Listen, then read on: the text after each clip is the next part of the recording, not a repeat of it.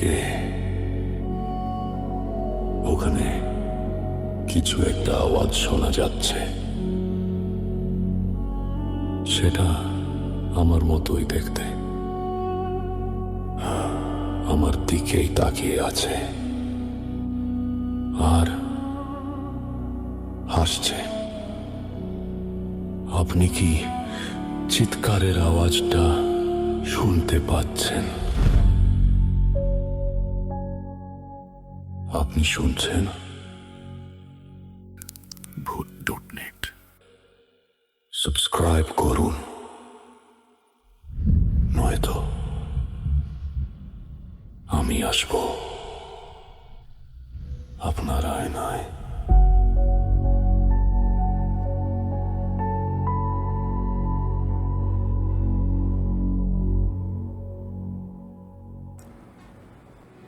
রাত যত গভীর হয়, কিছু কিছু শব্দ আমাদের কানে এমনভাবে বাজে যা আমরা কোনো দিন ভুলতে পারি না। আজকের গল্পটা ঢাকার পুরান ঢাকার এক পুরনো বাড়ি নিয়ে। এই ঘটনাটা আমাকে পাঠিয়েছে একজন শ্রোতা, নাম তার মেহেদি। ঘটনাটা ঘটেছিল 2018 সালে। মেহেদির পরিবার তখন পুরান ঢাকার একটি খুব পুরনো বাড়িতে ভাড়া থাকতো। বাড়িটা প্রায় 80 বছরের পুরনো। বাড়ির সিঁড়ি ছিল সরু, দেয়ালগুলো পুরনো, আর রাতে পুরো বিল্ডিংটা একদম নিস্তব্ধ হয়ে যেত। প্রথম কয়েক মাস সব ঠিকই ছিল, কিন্তু এক রাতে মেহেদির ছোট বোন মায়েশা হঠাৎ মাঝরাতে ঘুম থেকে উঠে কাঁদতে শুরু করে।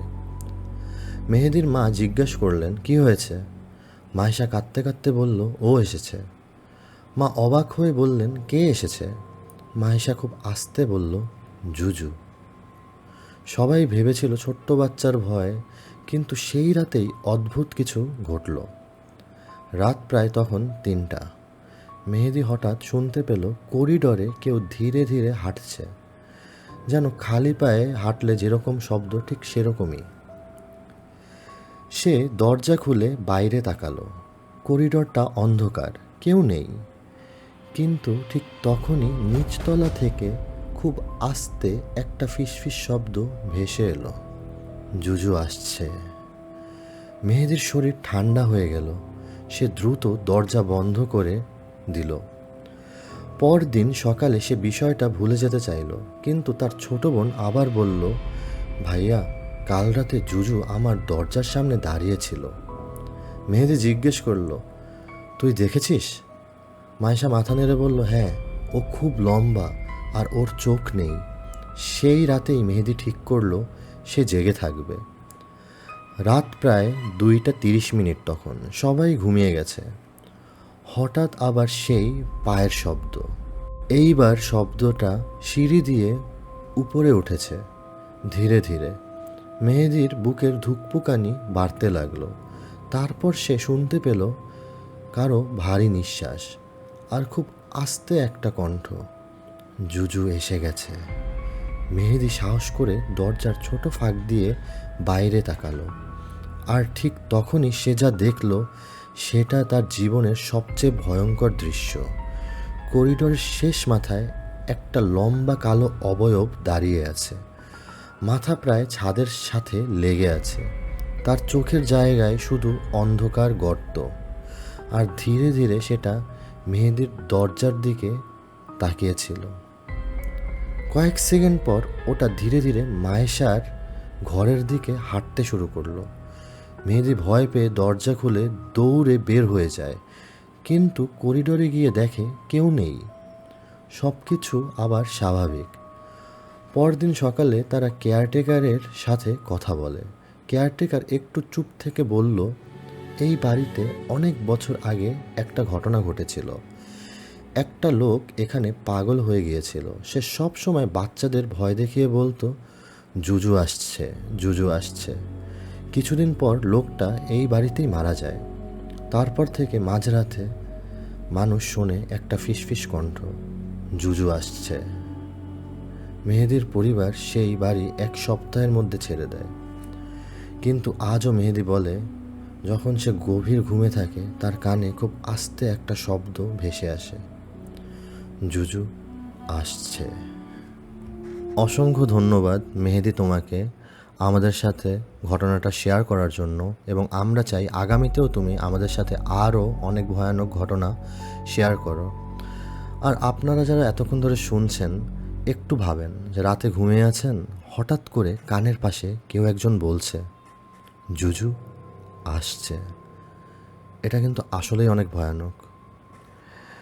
আর আপনারা চাইলে কে কোথা থেকে শুনছেন জানাতে পারেন কমেন্টে, এবং অবশ্যই চ্যানেলটি সাবস্ক্রাইব করে ভূত.নেটের পাশেই থাকুন। আমি রাফাত, আর আপনারা শুনছেন ভূত.নেট। সরাসরি চলে যাচ্ছি আমাদের দ্বিতীয় ঘটনায়। আসসালামু আলাইকুম রাফাত ভাই, আমি রেভান। আজকে যে ঘটনাটা বলবো সেটা আমার নিজের সাথে ঘটেনি। ঘটনাটা ঘটেছিল আমার এক খুব কাছের একটা বন্ধু নাইমের সাথে। এই ঘটনা শোনার পর অনেকদিন আমি রাতে একা বের হতে পারিনি। ঘটনাটা খুব প্রায় 2 বছর আগে। নাইম তখন ঢাকার মোহাম্মদপুরে একটা ছোট বাসায় ভাড়া থাকতো। সে একটা আইটি কোম্পানিতে নাইট শিফটে কাজ করতো। তার প্রায় তাকে গভীর রাতেই বাসা ফিরতে হইতো। একদিন রাত প্রায় 2টা 20 মিনিট ঠিক তখন নাইম অফিস থেকে বাসায় ফিরছিল। তখন রাস্তা প্রায় ফাঁকা ছিল। ঢাকার রাতের একটা অদ্ভুত নীরবতা থাকে ওই সময়। সে একটা শর্টকাট রাস্তা ধরলো, আর রাস্তার পাশে একটা পুরনো কবরস্থান ছিল। তো এলাকার মানুষ ওই জায়গা নিয়ে অনেক গল্প বলে, অনেক রুমার্স ছড়ায় আর কি। এই রুমার্স গুলো খুবই অদ্ভুত। কেউ বলে সেখানে জিন দেখা যায়, আবার কেউ বলে রাতের দিকে অদ্ভুত আওয়াজ শোনা যায়। তো আমার ফ্রেন্ড নাইম এসব বিশ্বাস করতো না। সে হাঁটতে হাঁটতে কবরস্থানের গেটের সামনে এসে পৌঁছালো। ঠিক তখনই সে খেয়াল করলো যে গেটের পাশে একজন মানুষ দাঁড়িয়ে আছে। তো লোকটা সাদা পাঞ্জাবি পরেছিল, মাথা নিচু করে দাঁড়িয়ে। নাইম ভাবলো হয়তো কেউ কবর জিয়ারত করতে এসেছে। সে পাশ দিয়ে চলে যেতে লাগলো। ঠিক তখনই লোকটা বলল, এই সময়ে এখানে কেন? নাইম একটু থেমে বলল, অফিস থেকে ফিরছি। তো লোকটা ধীরে ধীরে মাথা তুললো। আর নাইম বলছিল তখনই তার শরীর কাঁপতে শুরু করে, কারণ লোকটার চোখ দুটো অস্বাভাবিক ছিল। মনে হচ্ছিল তার চোখের ভেতর আলো জ্বলছে। লোকটা খুব আস্তে বলল, এই রাস্তা ভালো না। নাইম বলল যে কেন? লোকটা একটু হাসলো, তারপর বলল, কারণ তারা জেগে উঠেছে। নাইম কিছুই বুঝতে পারলো না। তো সে ভাবলো হয়তো পাগল মানুষ। সে হাঁটা শুরু করলো, কিন্তু কয়েক সেকেন্ড পর সে একটা অদ্ভুত জিনিস টের পেল। তার পিছনে যেন কারো হাঁটার একটা শব্দ। তো সে পিছনে তাকালো, কেউই নেই। সে আবার হাঁটতে শুরু করলো, আবার সেই শব্দ। এবার একটু দ্রুতভাবে শব্দটা আসছে। নাইম ভয় পেয়ে গেল। সে দ্রুত হাঁটা শুরু করলো। ঠিক তখনই কবরস্থানের ভেতর থেকে একটা অদ্ভুত আওয়াজ এলো। মনে হচ্ছিল অনেকগুলো মানুষ একসাথে ফিসফিস করছে। নাইম বলেছিল সেই আওয়াজ শুনে তার গা কাটা দিয়ে উঠেছিল, সে একদম পুরা কেঁপে উঠেছিল। সে দ্রুত রাস্তা পার হয়ে সামনে এগোতে লাগলো। তো তখনই সে দেখলো রাস্তার সামনে আবার সেই মানুষটা দাঁড়িয়ে আছে। নাইম পুরো থেমে গেল এবার, কারণ কয়েক সেকেন্ড আগেই তো লোকটা তার পিছনে ছিল। সে এত দ্রুত সামনে এলো কিভাবে? লোকটা এবার ধীরে ধীরে বলল, তুমি কি বিশ্বাস করো জিন আছে? নাইম কিছু বলল না। লোকটা একটু কাছে এগিয়ে এলো, তারপর বলল, তারা তোমাকে দেখছে। তখনই রাস্তার লাইট হঠাৎ করে নিভে গেল, চারপাশ অন্ধকার। নাইম বলছিল সেই মুহূর্তে সে স্পট অনুভব করেছিল তার চারপাশে কেউ দাঁড়িয়ে আছে, এরকম একটা অনুভব, কিন্তু কেউকে দেখতে পাচ্ছিল না। অন্ধকারের মধ্যে কয়েকটা ছায়া নড়ছিল। লোকটা তখন আবার বলল, এখন তুমি তাদের জায়গায় দাঁড়িয়ে আছো। নাইম দৌড় দিতে চাইলো, কিন্তু তার পা যেন একদম নড়ছিলই না, মনে হচ্ছিল কেউ তাকে ধরে রেখেছে। ঠিক তখনই সে শুনতে পেল তার কানের কাছে কেউ ফিস ফিস করে বলছে, আমাদের সাথে চল। নাইম চিৎকার করে উঠল। ঠিক তখনই হঠাৎ রাস্তার লাইট আবার জ্বলে উঠল, সবকিছু স্বাভাবিক হয়ে উঠল। রাস্তা খালি, কেউ নেই। নাইম দৌড়ে বাসা চলে আসে। পরদিন সকালে সে আমাকে সব ঘটনা বলল। আমি প্রথমে বিশ্বাস করিনি, কিন্তু কয়েকদিন পর আমরা একটা অদ্ভুত জিনিস জানতে পারলাম। এলাকার একজন বৃদ্ধ বললেন যে অনেক বছর আগে ওই কবরস্থানের পাশে একজন মানুষ মারা গিয়েছিল। লোকটা নাকি জিন নিয়ে গবেষণা করত। তো মারা যাওয়ার আগে সে নাকি বলেছিল একদিন তারা আবার ফিরে আসবে।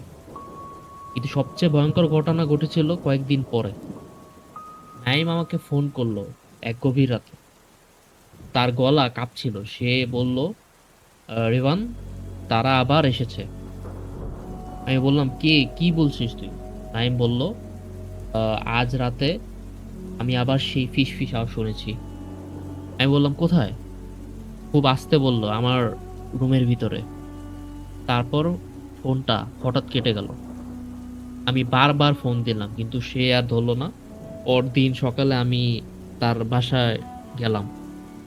দরজা খোলা ছিল, রুম একদম খালি, টাইম নেই। কিন্তু তার রুমের দেওয়ালে একটা অদ্ভুত দাগ ছিল। মনে হচ্ছিল কেউ নখ দিয়ে লিখেছে। আর সেই লেখাটা ছিল, সে আমাদের সাথে এসেছে। আর আজ 3 মাস হয়ে গেল, নাইম এখনো নিখোঁজ। আর মাঝে মাঝে গভীর রাতে আমি এখনো একটা মেসেজ পাই অজানা নাম্বার থেকে। শুধু একটা লাইন লেখা থাকে, বন্ধু, তুই কি আমাদের দেখতে পারছিস? তো এখন আমি আমার সেকেন্ড ঘটনাটা নিয়ে আলোচনা করব। তো এই ঘটনাটাও আমার সাথে ঘটেনি, এটা আমার আরেকটি বন্ধু, তার নাম রিয়াদ, ওর সাথে ঘটেছিল। রিয়াদ এই ঘটনাটা আমাকে বলছিল প্রায় 1 বছর আগে। আর তার গলার মানে ভয়টা শুনে আমি বুঝছিলাম সে মিথ্যা বলছে না। ঘটনাটা ঘটেছিল ঢাকায়, স্থান থেকে মিরপুর যাওয়ার পথে। সেদিন রিয়াদের অফিসে ওভারটাইম ছিল। কাজ শেষ হতে রাত প্রায় 2টা বাজে, মানে মধ্যরাত আর কি। তো ঢাকার এই সময়টা অদ্ভুত শান্ত থাকে এই টাইম। যে রাস্তা মানুষে ভরা থাকে রাতের দিকে, সেই রাস্তা একদম ফাঁকা, মানে একদম পুরা ফাঁকা থাকে। তো রিয়াদ অনেকক্ষণ দাঁড়িয়ে থাকার পর একটা পুরনো লোকাল বাস দেখতে পেল। সে অনেকক্ষণ দাঁড়িয়ে ছিল, সে কোনো গাড়ি ঘোড়া পায়নি। বাট কোন পরে একটা পুরানো লোকাল বাস। তো বাসটা খুব ধীরে ধীরে এগিয়ে এসেছিল।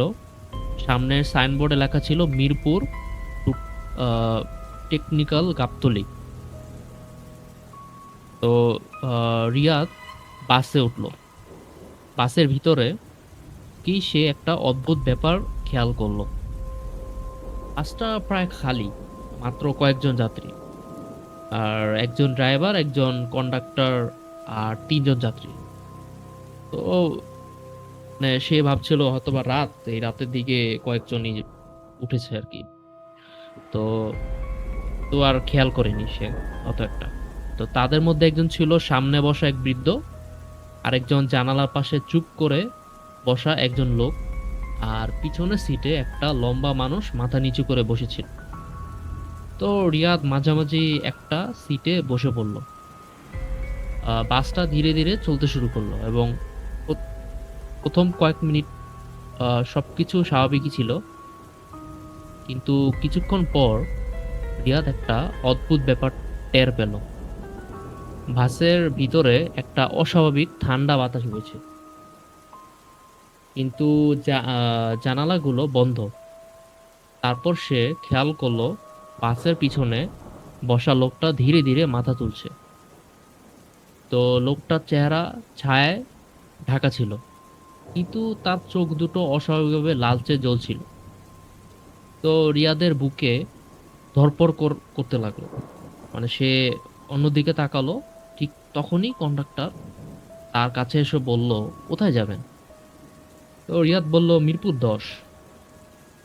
কন্ডাক্টর টিকিট দিল, কিন্তু যাওয়ার সময় সে একটা অদ্ভুত কথা বলল, আজ রাতে সাবধানে থাকবেন। তো রিয়াদ একটু অবাক হয়ে গেল, আর সে কিছু বুঝতেই পারলো না। কিছুক্ষণ পর বাসটা একটা অন্ধকার রাস্তায় দিকে ঢুকে গেল। রাস্তার লাইট অনেক জায়গায় বন্ধ, চারপাশে কুয়াশা। ঠিক তখনই রিয়াদ শুনতে পেল বাসের পিছন থেকে একটা গভীর গলা, মানুষ। রিয়াদ ধীরে ধীরে পিছনে তাকালো। পিছনের লোকটা এখন দাঁড়িয়ে আছে, আর তার উচ্চতা অস্বাভাবিক লম্বা লম্বা মনে হচ্ছিল, অস্বাভাবিক ছিল জিনিসটা। সে ধীরে ধীরে সামনে হাঁটতে শুরু করলো। বাসের ভিতরে অন্য যাত্রীরা একদম স্থির হয়ে বসে আছে, কেউ নড়ছে না। লোকটা রিয়াদের সামনে থামলো, তারপর ধীরে ধীরে বলল, তুমি কি জানো এই বাসটা কোথায় যাচ্ছে? রিয়াদ ভয় পেয়েও সে বলল, মিরপুর। লোকটা হেসে উঠল। তার হাসিটা মানুষের মতো ছিল, খুব গভীর। তারপর সে বলল, না, এটা মানুষের রাস্তা না। ঠিক তখনই বাসের সব লাইট নিভে গেল। পুরো বাস অন্ধকার। অন্ধকারের মধ্যে রিয়াদ অনুভব করলো তার চারপাশে অনেকগুলো মানুষ দাঁড়িয়েছে। কেউ ফিসফিস করছে, কেউ খুব ধীরে হাসছে। তার কানের কাছে একটা গলা শোনা গেল, অনেক দিন পর নতুন একজন মানুষ পেলাম। কয়েক সেকেন্ড পরে লাইট আবার জ্বলে উঠল। ঠিক তখনই সবকিছু আবার স্বাভাবিক, কিন্তু এবার একটা ভয়ঙ্কর ব্যাপার। বাসের সব যাত্রী এখন রিয়াদের দিকে তাকিয়ে আছে, একই রকম হাসি, একই রকম চোখ। ঠিক তখনই পিছের সেই লম্বা মানুষটা আবার বলল, তুমি জানো আমি কে? রিয়াদ কিছু বলতে পারল না। লোকটা ধীরে ধীরে বলল, আমি ইফরিত।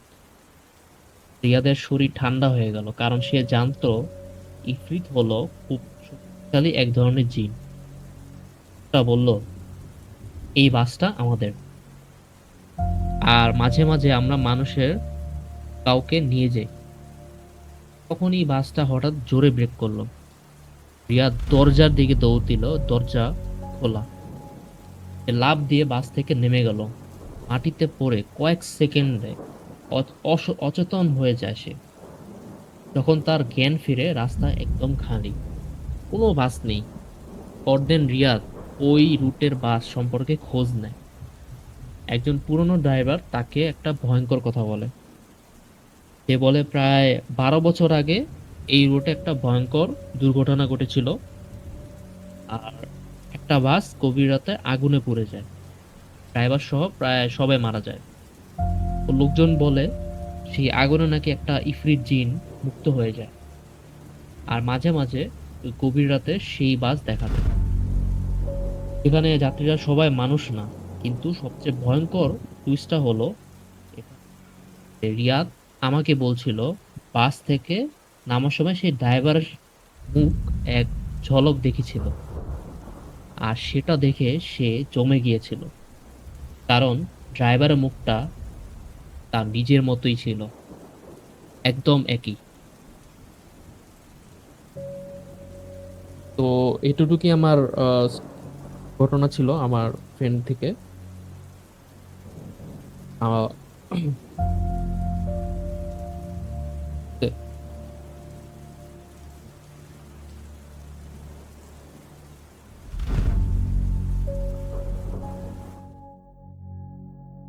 দেরি না করি, আমাদের তৃতীয় যে ঘটনাটা সেটা শেয়ার করি। এটা আমার এই ঘটনাটা ঘটেছিল কক্সবাজারে এক চানাচুর বিক্রি করা লোকের সাথে। তো এই গল্পটা আমি শুনেছিলাম কক্সবাজারের এক স্থানীয় মানুষের কাছ থেকে। ঘটনাটা নাকি কয়েক বছর আগে। কক্সবাজারের সমুদ্র সৈকত দিনের বেলায় অনেক মানুষ থাকে।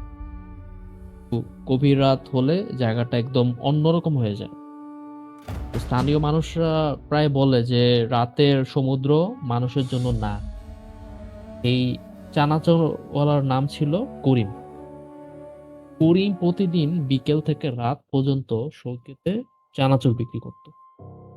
পর্যটকদের ভিড় থাকলে তার ভালোই একটা বিক্রি হতো, ভালো একটা অ্যামাউন্ট ইনকাম হতো।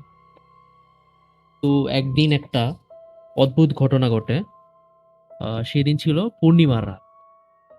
চাঁদের আলোয় পুরো সমুদ্রটা অদ্ভুত সুন্দর লাগছিল। রাত প্রায় ২টা। তো সব পর্যটক তখন হোটেলে ফিরে যায় এবং সৈকতে প্রায় কেউই নেই, মানে আশপাশে কোনো মানুষ বা কারো দেখা নেই, পুরো একদম খালি। তো করিম তার ঠেলাগাড়ি নিয়ে ধীরে ধীরে ফিরছিল, তখনই সেই দূরে একজন মানুষকে দেখতে পেল। লোকটা একা সমুদ্রের দিকে দাঁড়িয়ে আছে, আর এই সময় সেখানে কাউকে দেখা খুব অস্বাভাবিক। তো করিম ভাবলো হয়তো কোনো একটা পর্যটক দাঁড়িয়ে আছে। তো সে কাছে গিয়ে বলল, ভাই, চানাচুর খাবেন? তো লোকটা কোনো উত্তর দিল না, সে এখনো সমুদ্রের দিকে তাকিয়েই আছে। করিম আবার বলল, ভাই।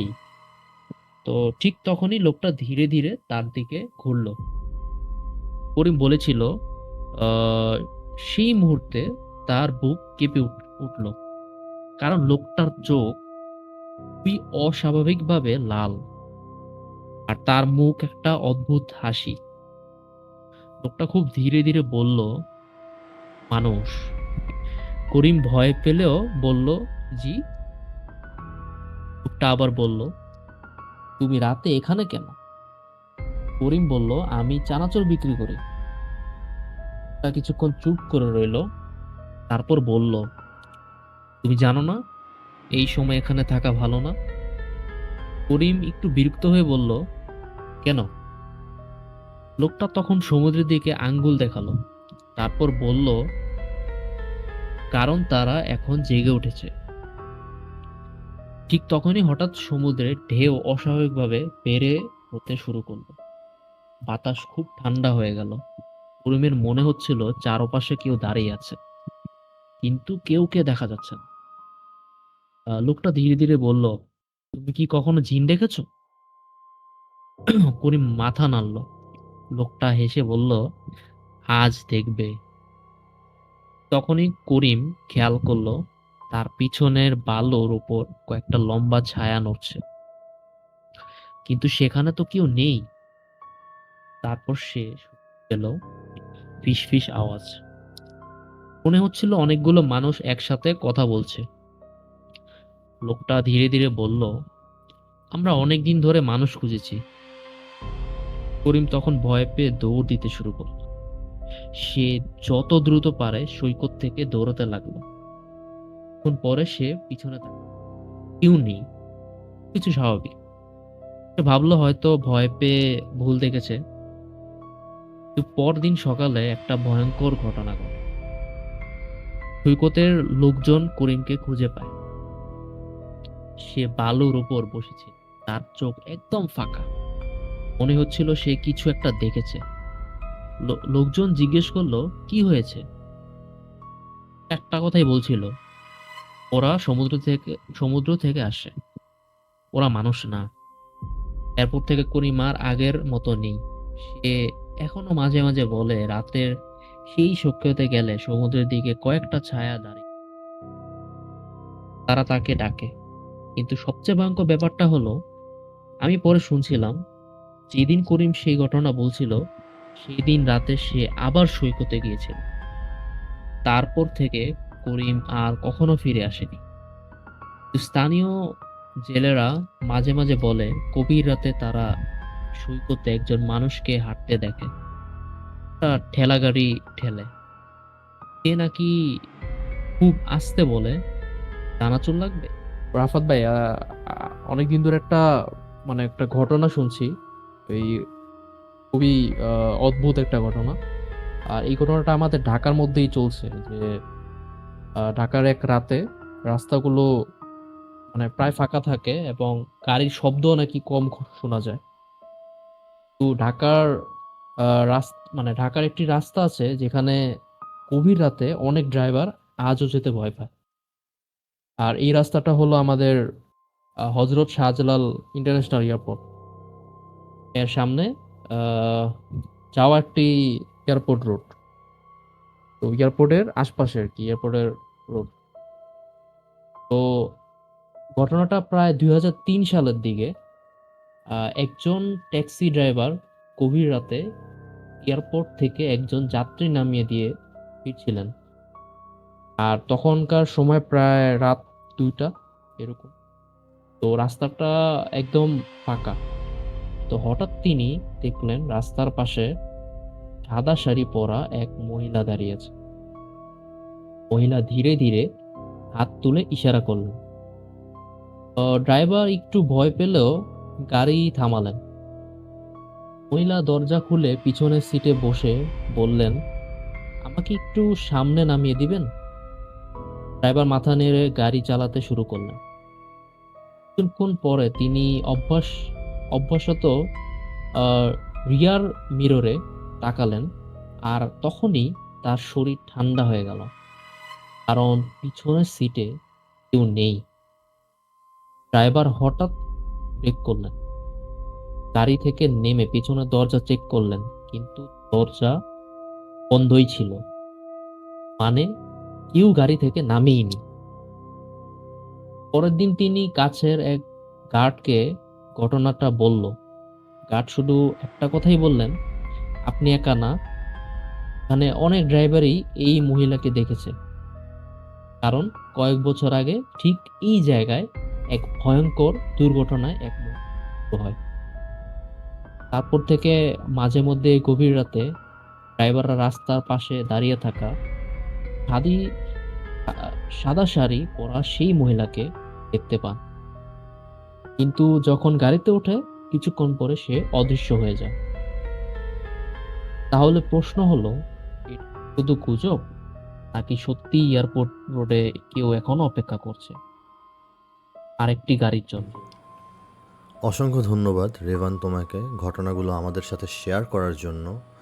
আপনারা চাইলে কমেন্ট সেকশনে জানাতে পারেন কে কোথা থেকে শুনছেন, আর অবশ্যই চ্যানেলটি সাবস্ক্রাইব করে চ্যানেলের সাথেই থাকুন, পাশেই থাকুন। আপনারা শুনছেন ভূত.নেট। আমি রাফাত। চলে যাচ্ছি আমাদের পরের গেস্টের কাছে। আমি রাইসা। আজ যে ঘটনাটি বলবো সেটা আমার নিজের সাথে ঘটেনি। ঘটনাটি ঘটেছিল আমার খুব কাছের বন্ধু ফারিয়ার সাথে, ঢাকার উত্তরায়। এই ঘটনা শোনার পর অনেক দিন আমি রাতে ছাদে উঠতে ভয় পেতাম। ফারিয়া তখন উত্তরার সেক্টর 11-তে একটা বাসায় ভাড়া থাকতো। বাসাটা ছিল 5তলা পুরনো বিল্ডিং। দিনে জায়গাটা একদম স্বাভাবিক, রাতে পুরো এলাকা অদ্ভুত নীরব হয়ে যেত। ফারিয়ার একটা অভ্যাস ছিল, সে প্রায় রাতেই বাসার ছাদে গিয়ে ফোনে কথা বলতো। একদিন রাতে প্রায় 2টায় সবাই ঘুমিয়ে গেছে, ফারিয়া একা ছাদে উঠে যায়। ছাদে হালকা বাতাস বইছিল, দূরে উত্তরার রাস্তায় লাইট দেখা যাচ্ছিল। ফারিয়া ছাদের এক কোণে দাঁড়িয়ে ফোনে কথা বলছিল। ঠিক তখনই সে খেয়াল করলো ছাদের এক কোণে কেউ দাঁড়িয়ে আছেন। একটা কালো ছায়ার মতো কিছু একটা সে দেখতে পেল। ফারিয়া ভাবলো হয়তো অন্য ফ্ল্যাটের কেউ। সে গুরুত্ব দিল না তেমন একটা, কিন্তু কয়েক সেকেন্ড পরে সে বুঝতে পারলো লোকটা একদম নড়ছে না, সে শুধু দাঁড়িয়ে আছে। ফারিয়া একটু অস্বস্তি লাগছিল। সে বলল, কে ওখানে? কোনো উত্তরই নেই। ঠিক তখনই ছায়াটা ধীরে ধীরে নড়ল, আর অন্ধকার থেকে একটা গলা শোনা গেল, মানুষ। গলাটা খুব গভীর, অনেক ভারী একটা গলা সে শুনতে পেল। ফারিয়ার শরীর কাঁপতে শুরু করলো। সে বলল, আপনি কে? ছায়াটি ধীরে ধীরে তার দিকে এগিয়ে আসতে লাগলো। আর তখনই ফারিয়া বুঝলো ওটা মানুষ না, কারণ তার উচ্চতা অস্বাভাবিক লম্বা ছিল। মানুষের উচ্চতা কখনো এত লম্বা হতে পারে না, যতটা উচ্চতা তার বেশি ছিল। আর তার চোখ দুটো অদ্ভুতভাবে ফারিয়ার দিকে তাকিয়েছিল। অস্বাভাবিক যেটাকে বলে, স্বাভাবিকভাবে তার চোখটা মোটেও স্বাভাবিক ছিল না। সে খুব ধীরে বলল, তুমি কি জানো এই ছাদে কে থাকে? খুব গভীর গলায় বলল। কণ্ঠটাও স্বাভাবিক মানুষের কণ্ঠ ছিল না। ফারিয়া ভয় পেয়ে পিছিয়ে গেল। ঠিক তখনই ছাদের দরজাটা নিজে নিজে বন্ধ হয়ে গেল, ধম করে। ফারিয়া দৌড়ে দরজার দিকে গেল, কিন্তু দরজা খুলছিল না। সে পিছনে তাকালো, ছায়াটা এখনো আরো কাছে। আস্তে আস্তে ছায়াটা তার কাছে চলে আসতে রইল। অনেক দিন ধরে আমি এখানে আছি, সেই ছায়াটা ধীরে ধীরে বলা শুরু করলো ফারিয়াকে। ঠিক তখনই হঠাৎ ছাদের লাইট নিভে গেল। পুরো ছাদ অন্ধকার। এমন একটা অন্ধকার পরিস্থিতির মধ্যে যদি কোনো ছায়া এরকম অদ্ভুতভাবে একটা কণ্ঠ শোনা যায়, যে কোনো মানুষ ওই সময় ভয় পেয়ে যাবে। ঠিক তেমনটাই ফারিয়া ভয় পেয়ে গিয়েছিল। অন্ধকারের মধ্যে ফারিয়া অনুভব করলো তার চারপাশে কেউ হাঁটছে, কেউ ফিসফিস করছে, কেউ খুব আস্তে হাসছে। তার কানের কাছে একটা গলা শোনা গেল, আমাদের দিকে তাকাও। কয়েক সেকেন্ড পরে লাইট আবার জ্বলে উঠল। ছাদে কেউ নেই, সব কিছু স্বাভাবিক। ফারিয়া দ্রুত নিচে নেমে আসলো। সে ভাবলো হয়তো ভয় পেয়ে ভুল দেখেছে, কিন্তু আসল ঘটনা শুরু হয় কয়েকদিন পরে। একদিন রাতে ফারিয়া আয়নার সামনে দাঁড়িয়েছিল। হঠাৎ সে খেয়াল করলো আয়নায় তার প্রতিচ্ছবি একটু অদ্ভুত। মনে হচ্ছিল প্রতিচ্ছবিটা একটু দেরিতে নড়ছে। সে হাত তুলল, আয়নায় মানুষটা হাত তুলল, কিন্তু কয়েক সেকেন্ড পরে আয়নার মেয়েটা হঠাৎ হাসতে শুরু করলো, কিন্তু ফারিয়া হাসেনি। ফারিয়া একদম নর্মালভাবে দাঁড়িয়েছিল, কিন্তু তার প্রতিচ্ছবি আয়নায় হাসছিল। সেই হাসিটা ছিল বিভৎস। মুখটা অস্বাভাবিকভাবে বড় হয়ে যাচ্ছিল, চোখগুলো অন্ধকার। ফারিয়া ভয়ে পিছিয়ে গেল, কিন্তু আয়নার মেয়েটি এখনো হাসছে, খুবই বিকৃতভাবে হাসছিল। এরকম হাসি দেখলে কখনোই স্বাভাবিক লাগে না। তার মধ্যে নিজের প্রতিচ্ছবি যখন এরকমভাবে হাসে, সেটা সামনাসামনি দেখলে খুবই ভয়ঙ্কর, যেটা ফারিয়ার সাথে হয়েছে। তারপর সে খুব আস্তে বলল, তুমি কি আমাকে চিনতে পারছো? ফারিয়া চিৎকার করে রুম থেকে বের হয়ে যায়। পরদিন আমাকে সব ঘটনা বলল। আমি প্রথমে বিশ্বাসই করিনি, কারণ এটা বিশ্বাস করার মতন কোনো ঘটনা কিভাবে? এটা তো কোনো স্বাভাবিক ঘটনা না। তাই আমি হেসে, আমার যেহেতু ও ফ্রেন্ড, তাই আমি হেসে উড়িয়ে দিয়েছি ওর কথাটাকে। কিন্তু কয়েকদিন পরে ফারিয়া আমাকে আবার ফোন করলো। তার গলা কাঁপছিল। সে বলল, রাইসা, ও এখন আমার সাথে থাকে। আমি বললাম, কে? সে বলল, ওই ছাদের জিনটা। আমি অবাক হয়ে গেলাম। আমি বললাম, কি বলছিস ফারিয়া? জিন বলছিস তুই? ফারিয়া বলল, হ্যাঁ, ওই ছাদের জিনটা। আমি ভাবলাম আমি কি ভুল শুনছি, ফারিয়া কি বলছে এগুলা। ফারিয়া বলল, আমি যখন আয়নায় তাকাই আমি নিজেকে দেখি না, ওকে দেখি। আমি বললাম, কেমন? সে খুব আস্তে বলল, আমার মতোই দেখতে, কিন্তু সব সময় একটা বিভৎস হাসি দেয়। ঠিক তখনই ফোনের ওপাশে আমি একটা শব্দ শুনলাম। মনে হচ্ছিল কেউ খুব আস্তে হাসছে। তারপর ফোনটা হঠাৎ করে কেটে গেল।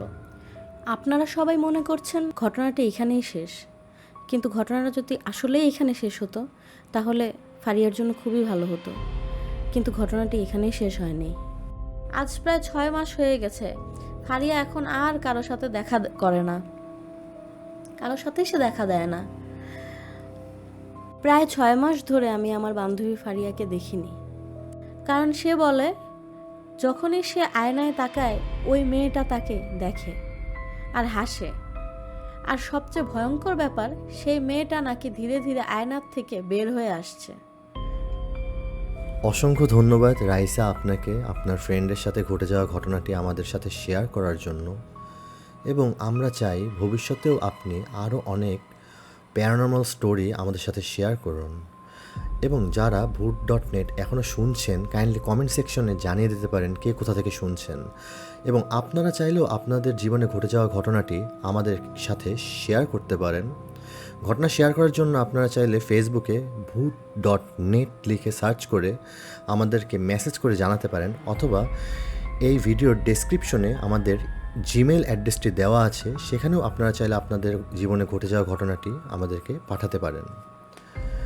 শুনতে থাকুন ভূত.নেট।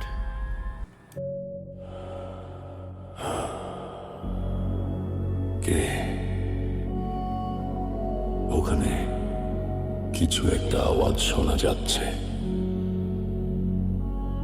সেটা আমার মতোই দেখতে, আমার দিকেই তাকিয়ে আছে আর হাসছে। আপনি কি চিৎকারের আওয়াজটা শুনতে পাচ্ছেন? আপনি শুনছেন? ভূত.নেট সাবস্ক্রাইব করুন, নয়তো আমি আসব আপনার আয়নায়।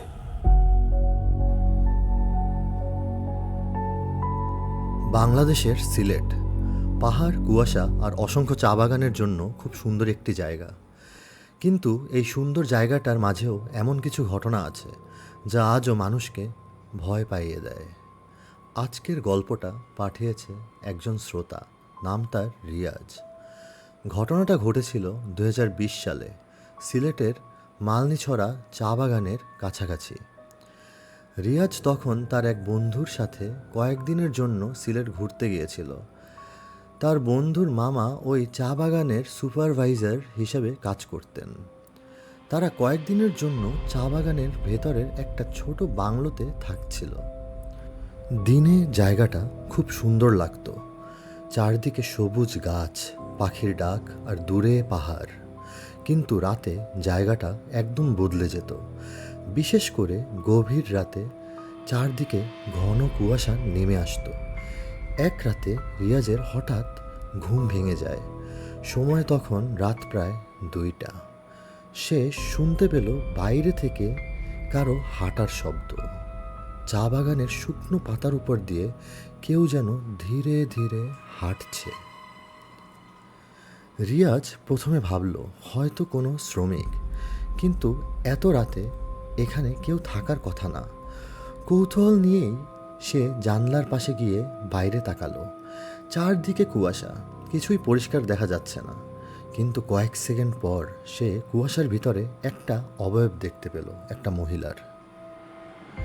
মহিলাটা সাদা কাপড় পরা, চা গাছের মাঝখানে দাঁড়িয়ে আছে। সে ধীরে ধীরে মাথা ঘুরিয়ে রিয়াজের জানালার দিকে তাকালো। রিয়াজের শরীর কাঁপতে শুরু করলো, কারণ এত দূর থেকেও সে বুঝতে পারছিল মহিলাটার মুখটা অস্বাভাবিক ফ্যাকাশে আর তার চোখ দুটো একদম কালো। হঠাৎ মহিলাটা ধীরে ধীরে চা গাছের ভেতরে হাঁটতে শুরু করলো। রিয়াজ ভাবল হয়তো কোনো গ্রামবাসী, কিন্তু কয়েক সেকেন্ড পর সে বুঝল কিছু একটা ভুল হচ্ছে, কারণ মহিলাটা হাঁটছিল কিন্তু তার পা মাটিতে ছুঁচ্ছিল না। সে যেন মাটির উপরে ভেসে চলছিল। রিয়াজ ভয়ে দ্রুত পর্দা টেনে দিল। সকালে সে তার বন্ধুর মামাকে সব ঘটনা বলল। মামা কিছুক্ষণ চুপ করে রইলেন, তারপর ধীরে বললেন, তুমি যে জায়গাটার দিকে তাকিয়েছিলে সেখানে অনেক বছর আগে একটা ঘটনা ঘটেছিল। রিয়াজ অবাক হয়ে তাকালো। মামা বললেন, একজন মহিলা চা শ্রমিক খুব কষ্টে জীবন কাটাচ্ছিলেন। একদিন গভীর রাতে তিনি চা বাগানের মাঝখানে আত্মহত্যা করেন। তারপর থেকে অনেক শ্রমিক বলে গভীর রাতে কুয়াশার মধ্যে মাঝে মাঝে একটা সাদা কাপড় পরা মহিলাকে চা গাছের মাঝখানে দাঁড়িয়ে থাকতে দেখা যায়। কিন্তু গল্পটা এখানেই শেষ না। রিয়াজ সেদিন রাতে আবার সেই শব্দ শুনেছিল, খস খস খস পায়ের শব্দ। এইবার শব্দটা বাংলোর দরজার সামনে। তারপর খুব আস্তে একটা শব্দ, ঠক ঠক ঠক, যেন কেউ দরজায় নক করছে। রিয়াজ সাহস করে জিজ্ঞেস করলো, কে? কোনো উত্তর নেই, কিন্তু কয়েক সেকেন্ড পর দরজার ওপাশ থেকে খুব আস্তে একটা মহিলা কণ্ঠ ভেসে এলো, দরজা খোলো। রিয়াজ আর কোনো কথা বলেনি। সারা রাত সে দরজা খোলেনি। পরদিন সকালে যখন সে দরজা খুলল, দরজার সামনে চা পাতায় ভেজা 2টা পায়ের ছাপ ছিল। কিন্তু অদ্ভুত ব্যাপার হলো, সেই পায়ের ছাপগুলো দরজার দিকে এসেছে কিন্তু ফিরে যায়নি। যাই হোক, ঘটনাটি এখানেই শেষ। অসংখ্য ধন্যবাদ রিয়াজ তোমাকে ঘটনাটি আমাদের সাথে শেয়ার করার জন্য, এবং আমি চাই ভবিষ্যতেও তুমি আরও ঘটনা আমাদেরকে পাঠাও। আর আপনারা যারা শুনছেন কাইন্ডলি কমেন্টে জানিয়ে দেন যে কে কোথা থেকে শুনছেন। অবশ্যই চ্যানেলটি সাবস্ক্রাইব করে চ্যানেলের সাথেই থাকুন।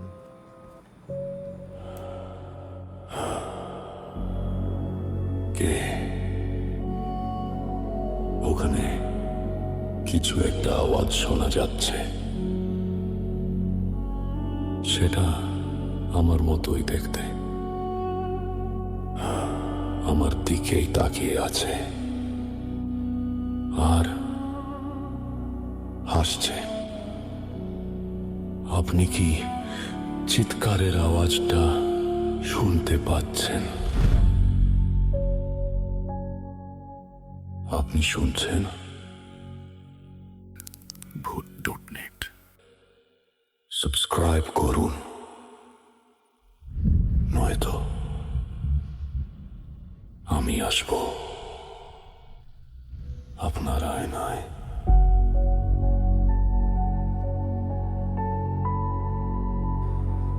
আজকের গল্পটা এসেছে ঢাকার এক শ্রোতার কাছ থেকে।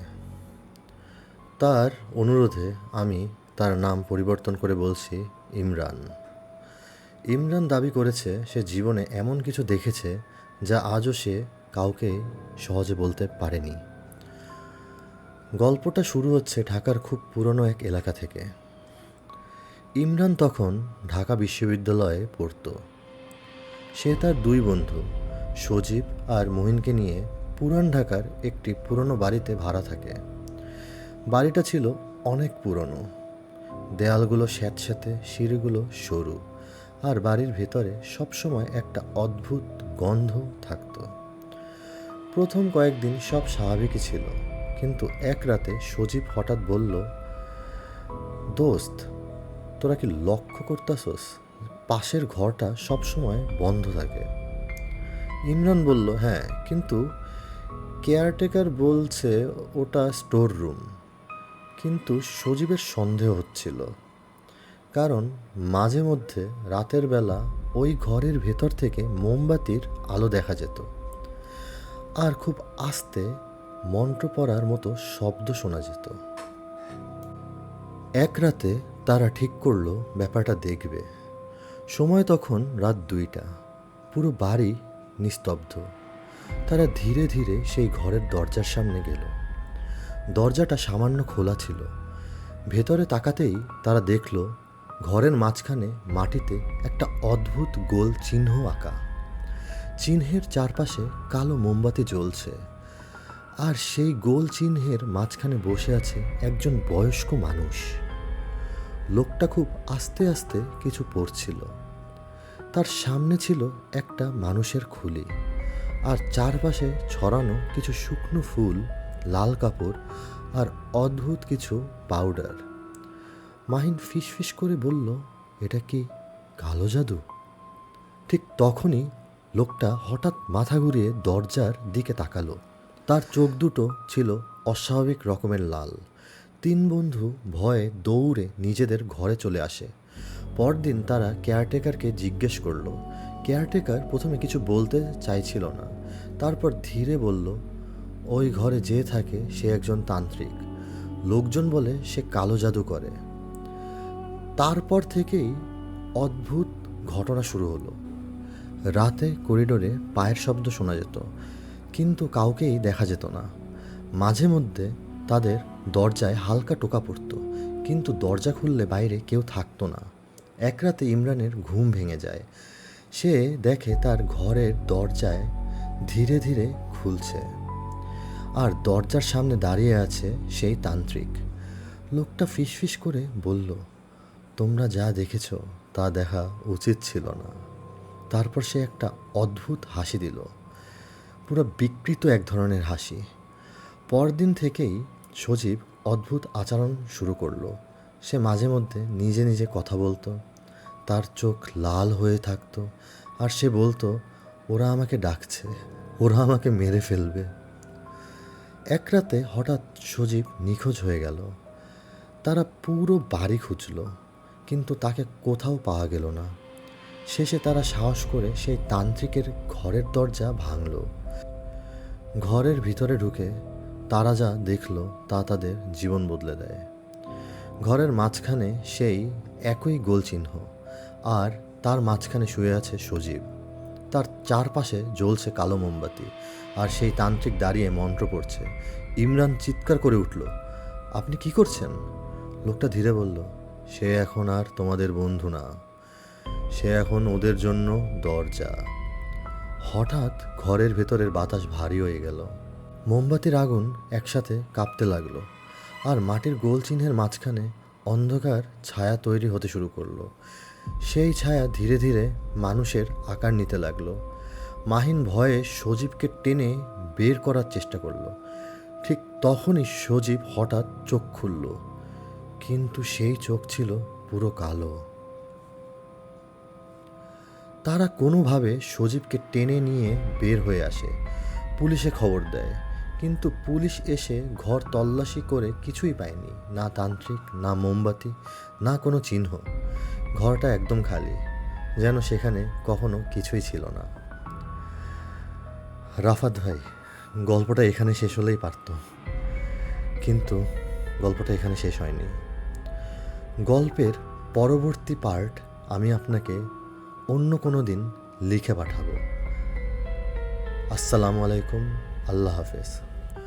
অসংখ্য ধন্যবাদ এত সুন্দর ঘটনাটি আমাদের সাথে শেয়ার করার জন্য, এবং ভূত.নেট অপেক্ষায় রইল পরের অংশটির জন্য। আমরা চাই আপনি দ্রুতই আমাদেরকে আপনার সুবিধা মতো সময়ে ঘটনাটি লিখে পাঠান। আর যারা এতক্ষণ ধরে শুনছেন সবাইকে ধন্যবাদ।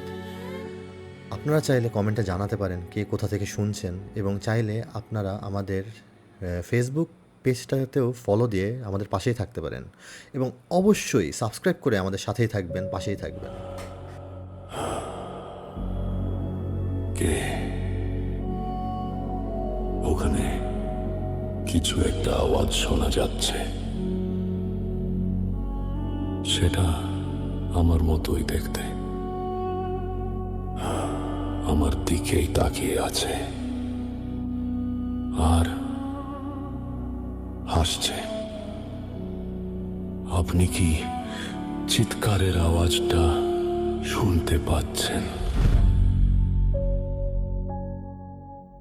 আপনি শুনছেন? ভূত.নেট সাবস্ক্রাইব করুন, নয়তো আমি আসবো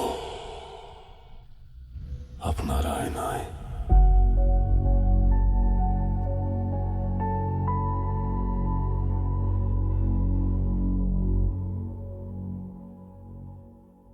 বাংলাদেশের সিলেট জেলার একটি অদ্ভুত জায়গা, নাম রাতারগুল সোয়াম্প ফরেস্ট। দিনে জায়গাটা খুব সুন্দর, চারিদিকে পানিতে ভরা বন, গাছের শিকড় পানির নিচে, আর ছোট ছোট নৌকা। কিন্তু স্থানীয় মানুষ বলে গভীর রাতে এই বন একদম অন্যরকম হয়ে যায়। লিসেনার, আজকে যে ঘটনাটি পাঠিয়েছে তার নাম শাওন। ঘটনাটি ঘটেছিল 2015 সালে। শাওন আর তার 3 বন্ধু সিলেটে ঘুরতে গিয়েছিল। তারা ঠিক করলো একদিন রাতারগুল সোয়াম্প ফরেস্টে নৌকা নিয়ে ঘুরবে। সকালে তারা নৌকা ভাড়া করে বনের ভেতরে ঢুকে যায়। চারদিকে বিশাল গাছ, শান্ত পানি আর অদ্ভুত নীরবতা। কিন্তু দুপুরের পর হঠাৎ আকাশ কালো হয়ে গেল, বৃষ্টি শুরু হলো। নৌকার মাঝি বলল, আপনারা দ্রুত বের হয়ে যান, সন্ধ্যার পর এখানে থাকাটা ভালো হবে না। শাওন আর তার বন্ধুরা হাসলো। তারা ভাবলো মাঝি মামা হয়তো ভয় দেখাচ্ছে, মজা করতেছে। কিন্তু ঘুরতে ঘুরতে তারা বুঝতেই পারেনি সন্ধ্যা হয়ে গেছে। বনের ভেতর তখন অন্ধকার নেমে এসেছে। চারদিকে শুধু ঝিঝি পোকার শব্দ আর পানির হালকা ঢেউ। ঠিক তখনই শাওন দূরে আরেকটা নৌকা দেখতে পেল। নৌকাটা গাছের মাঝখানে দাঁড়িয়ে আছে। শাওন বলল, ওই নৌকাটার কাছে চল, হয়তো পথ জিজ্ঞেস করা যাবে। তারা ধীরে ধীরে নৌকাটার কাছে গেল, কিন্তু কাছে গিয়ে তারা যা দেখলো তাতে তাদের শরীর ঠান্ডা হয়ে গেল। নৌকায় কেউ নেই, তবুও নৌকাটা যেন ধীরে ধীরে দুলছে, যেন একটু আগে কেউ বসেছিল। হঠাৎ তাদের নিজের নৌকাটাও অদ্ভুতভাবে থেমে গেল। মাঝি বারবার বইটা চালাচ্ছিল, কিন্তু নৌকা এগোচ্ছিল না। ঠিক তখনই তারা শুনতে পেল পানির ভেতর থেকে কারো অদ্ভুত শব্দ। এক আর্তনাদের শব্দে পুরো বন যেন ভরে গেল। এক চিৎকার, এক বিভীষিকাময় আওয়াজ। আওয়াজটা এতটাই ভয়াবহ যে তারা তাদের কান চেপে ধরল। হঠাৎ করে সব নীরব, কোনো আওয়াজ নেই। শাওন চারদিকে তাকালো, দেখলো এক ধরনের কুয়াশা যেন তাদের নৌকাটাকে ঘিরে রেখেছে। হঠাৎ শাওনের বন্ধু রাফি ফিসফিস করে বলল, ওদিকে দেখ। তারা তাকিয়ে দেখলো দূরের কুয়াশার মধ্যে একটা মানুষ দাঁড়িয়ে আছে। মানুষটা পানির উপরে দাঁড়িয়ে আছে, কিন্তু তার পা পানিতে ডুবে নেই। তখন আমরা বুঝলাম এটা মানুষ নয়, এটা অন্য কিছু। হঠাৎ করে অবয়বটা আমাদের দিকে খুব অদ্ভুতভাবে তাকালো আর পাগলের মতো হাসতে শুরু করলো। হাসির শব্দটা এতটাই অদ্ভুত ছিল যে আমরা সকলে আমাদের কান আবার চেপে ধরলাম। মাঝি তখন আমাদের বলল, ভুলেও পিছনে তাকাবেন না, চুপ করে বসে থাকেন। হঠাৎ নৌকাটা আবার চলতে শুরু করলো। আমরা দ্রুত বন থেকে বের হয়ে যাই। বাইরে এসে মাঝি অনেকক্ষণ চুপ করেছিল, তারপর আমাদের বলল, আপনারা ভাগ্যবান। শাওন জিজ্ঞেস করলো, কেন? মাঝি ধীরে বলল, এখানে সন্ধ্যার পর নৌকা চালানো মানা, কারণ সন্ধ্যার পর এখানে জিনদের আনাগোনা আছে। আপনারা আসলেই ভাগ্যবান। এই বলে মাঝি আমাদের থেকে বিদায় নিল। রাফাত ভাই, আমরা এখনও আসলে হতবাক যে আমাদের সাথে ওই দিন এমনটা কেন ঘটলো, আর এটার পিছনে ব্যাখ্যা আমরা কখনোই খুঁজে পাইনি। আসসালামু আলাইকুম, আল্লাহ হাফেজ। অসংখ্য ধন্যবাদ ঘটনাটি পাঠানোর জন্য। আজ ভূত.নেট এই পর্যন্তই। আমরা আবার ফিরবো অসংখ্য সব প্যারানর্মাল স্টোরি নিয়ে।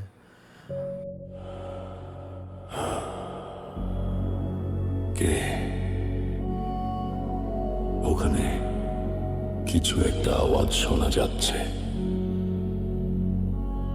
সেটা আমার মতোই দেখতে, আমার দিকেই তাকিয়ে আছে আর হাসছে। আপনি কি চিৎকারের আওয়াজটা শুনতে পাচ্ছেন? আপনি শুনছেন? ভূত.নেট সাবস্ক্রাইব করুন, নয়তো আমি আসবো আপনার আয়নায়।